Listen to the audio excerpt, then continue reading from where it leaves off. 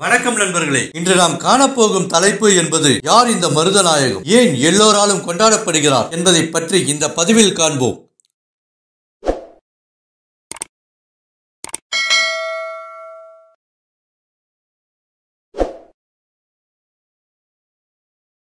முகமது யூசுப் கான் அனைவராலும் மருதநாயகம் என்று அழைக்கப்பட்ட இவர் ஆற்காட்டு நவாப் படையில் போர் வீரராகவும் பின் கிழக்கிந்திய படைகளுக்கு படைத்தலைவராக இருந்து பின்னாளில் மதுரை திருநெல்வேலி ஆளுநராக நியமிக்கப்பட்ட மருதநாயகத்தின் வரலாற்றை சற்று விரிவாக பார்ப்போம்.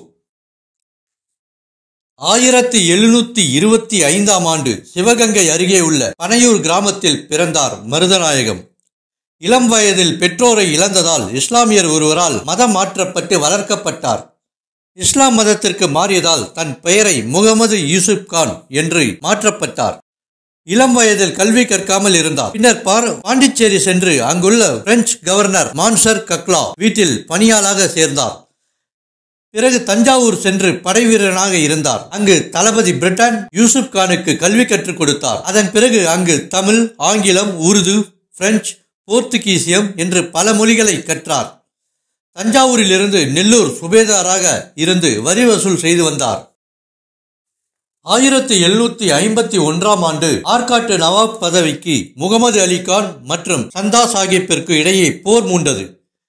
இதில் முகமது அலி கான் திருச்சிக்கு தப்பித்து சென்று ஆங்கிலேயர்களின் உதவியை நாடினான். சந்தா சாஹிப் பிரெஞ்சு படையிடம் உதவி கேட்டான். சந்தா சாஹிப் தனது மகன் ராசா சாஹிப் தலைமையில் 10,000 படைகளை அனுப்பினார். இந்த படைகளை ஆங்கிலேயர்கள் ராபர்ட் கிளைவ் தலைமையில் வெற்றி கொண்டனர். இந்த போரில் ஆங்கிலேயர்களுக்கு உறுதுணையாக இருந்தார் நெல்லூர் சுபேதார் முகமது யூசுப் கான். ஆங்கிலேயர்களுக்கு ஆற்காட்டு நவாப் பதவிக்கு முகமது அலி கானை நியமித்தனர். ஆற்காட்டு நவாப் அதற்கு பிரதிபலனாக மதுரை மற்றும் நெல்லையில் வரி வசூலிக்கும் உரிமையை ஆங்கிலேயர்களுக்கு கொடுத்தார். முகமது யூசுப் கானின் போர் திறமையை கண்டு வியந்த ராபர்ட் கிளைவ் அவரை தன் படையில் இணைத்து மேஜர் ஸ்டிங்கர்லா மூலம் ஐரோப்பிய ராணுவ முறையில் பயிற்சி அளித்தார். முகமது யூசுப் கான் கொரில்லா போர் முறையில் தேர்ச்சி பெற்றவராக விளங்கினார். பின் சிப்பாய் படைகளுக்கு தளபதியாக்கி கான் சாஹிப் எனும் பட்டமும் தங்க பதக்கமும் கொடுத்து அவரை கமாண்டோ கான் சாஹிப் என்று அழைத்தனர். 1755 ஆண்டுகளில் மதுரை, நெல்லை பாளையக்காரர்களுடன் போரிட தளபதி அலெக்சாண்டர் கொரானுடன் யூசுப் கான் அனுப்பி வைக்கப்பட்டார். 1755 ஆண்டு சின்ன அழகுமுத்து கோனை தோற்கடித்து கொன்றார். 1757 ஆண்டு வீர அழகுமுத்து கோனையும் அவரது 6 தளபதிகளையும் முகமது யூசுப் கான் பீரங்கியால் சுட்டுக் கொன்றார். தெற்கத்திய பாளையக்காரர்களை வரி வசூல் செய்ய ஆங்கிலேயர்களுக்கு ஆற்காட்டு நவாபுக்கும் உதவி செய்தார் முகமது யூசுப் கான். இதனால் மதுரை கவர்னராக ஆங்கிலேயர்கள் இவரை நியமித்தனர். அவர் வரி வசூல் சிறப்பாக செய்ததால் திருநெல்வேலிக்கும் கவர்னராக நியமிக்கப்பட்டனர். 1758 ஆண்டு பிரெஞ்சு படை சென்னையை முற்றுகையிட்டதால் யூசுப் கான் சென்னை வரவழைக்கப்பட்டார். இவர் அவர்களிடம் கொரில்லா போர் முறையில் தாக்கி அவர்களை வெற்றி கொண்டார். இதன் காரணமாக முகமது யூசுப் கானின் புகழ் வளரத் தொடங்கியது.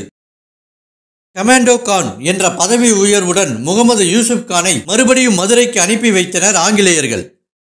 மதுரையின் கவர்னராக பதவியேற்றவுடன் ஆங்கிலேயர்களுக்கு எதிராக கலகம் செய்தவர்களை தூக்கிலிட்டு கொன்றார். இதன் காரணமாக இவரின் மீது பாளையக்காரர்களுக்கு பயம் ஏற்பட்டது.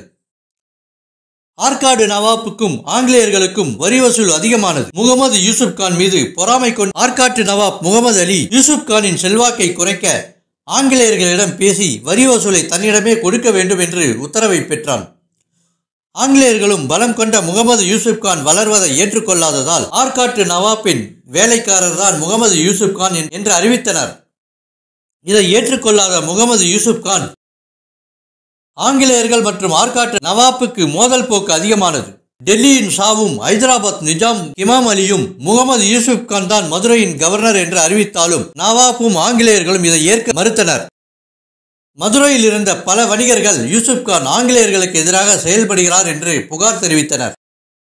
எனவே ஆங்கிலேயர்களும் ஆற்காட்டு நவாப்பும் யூசுப் கானை கைது செய்ய உத்தரவிட்டனர். ஆனால் முகமது யூசுப் கான் தன்னை மதுரையின் சுல்தானாக அறிவித்துக் கொண்டார். ஆங்கிலேயர்களுக்கு எதிராக 27,000 படை வீரர்களை கொண்டு பலமாக இருந்தார். அவருக்கு பிரெஞ்சு தூதர்களும் ஆதரவாக இருந்தனர். 1763 ஆண்டு ஆங்கிலேயர்கள் மதுரையை தாக்கினார்கள். தஞ்சாவூர், புதுக்கோட்டை, சிவகங்கை, ராமநாதபுரம், திருவிதாங்கூர் சமஸ்தானங்கள் ஆங்கிலேயர்களுக்கு ஆதரவாக இருந்தனர். மீண்டும் ஆற்காட்டு நவாப் ஆங்கிலேயர்களும் இணைந்து 22 நாட்கள் போர் நடைபெற்றது. இந்த போரில் 120 ஐரோப்பியர்களும் 10க்கும் மேற்பட்ட ஆங்கிலேயர்களும் மரணமடைந்தனர். இதனால் அவர்கள் போரிலிருந்து பின்வாங்கினார்கள். மறுபடியும் ஆங்கிலேயர்கள் பல பகுதிகளில் இருந்து படையை திரட்டி முகமது யூசுப் கான் மீது படையெடுத்தனர்.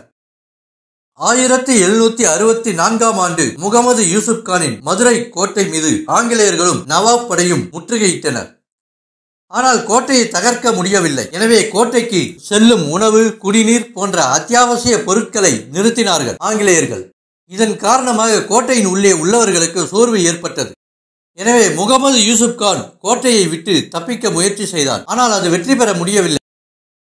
பிரெஞ்சு படை அவனை சரணடைய முயற்சி செய்தது. இதை ஏற்றுக்கொள்ளாத யூசுப் கான் ஆங்கிலேயர்களிடம் சண்டையிட்டு மரணமடையவே விரும்பினான். ஆனால் ஆற்காட்டு நவாப் சிவகங்கை சமஸ்தானம் மூலம் சதி செய்து முகமது யூசுப் கானை வீழ்த்த திட்டமிட்டனர். 1764ஆம் ஆண்டு முகமது யூசுப் கான் தொழுகையில் ஈடுபட்ட பொழுது கைது செய்தனர். பின்னர் மதுரையில் தூக்கிலிடப்பட்டார்.